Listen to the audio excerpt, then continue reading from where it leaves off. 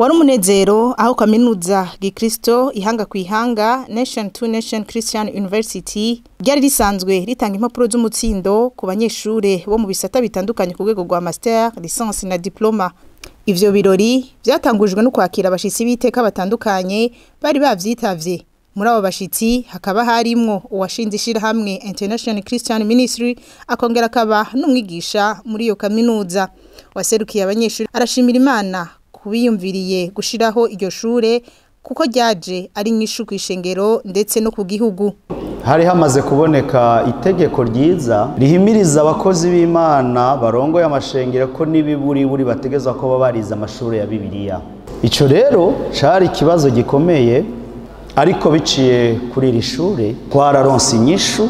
Namwe mubiravye murabona abakozi b'Imana benshi cane bize rino shure, kandi bamwe muri abo bagiye no kuronka impamya bushobozi za master. Mumfashe tugishimira Imana. Ishure biciye kuba rirongoye twashaka kubashimira ko mwabaye inyishu, mukaba inyishu kwishengero ryo mu Burundi, ariko kandi mukaba inyishu ku gihugu cacu c'u Burundi, kuko biciye kuri iri shure n'igihugu cacu kirahimbawe kugira abakozi b'Imana bize ivyigwa ndoramana bakabinonosora. Reverend James Kamau yatanguje ICM muri Afrika ya Java mu gihugu ca Kenya, yibutsa abarongoye amashengero ko baronse ubumenyi bugiye kubafasha guhindura abantu abigishwa ba Kristo atari ubwiye kubafasha guca amafaranga.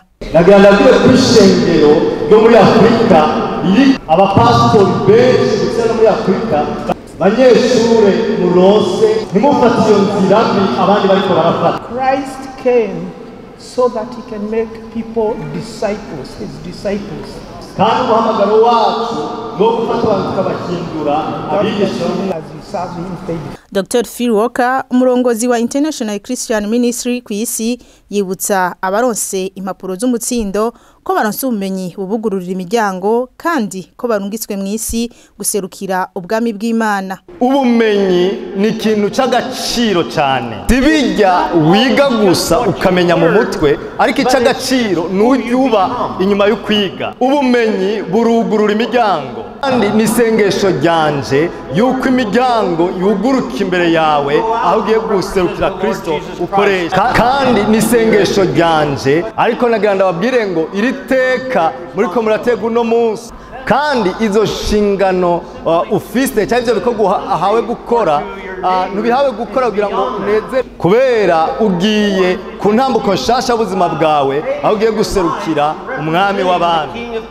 Isayi Nshimirimana aserukira imbere y'amategeko International Christian Ministry arashima intambwe iryo shure ryateye, kandi agashima n'intahe nyinshi zimaze kwibonekeza.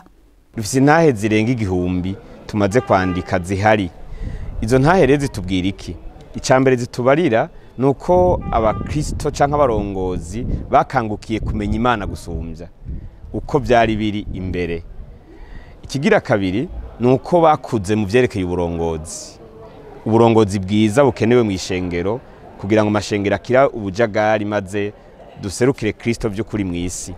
Intahe zigira gatatu, igice kigira gatatu ni intahe zirimwo iby'iterambere ry'ikibano, aho bariko bariga iryo shure baheza bagahindukira bagateza imbere abo barongoye.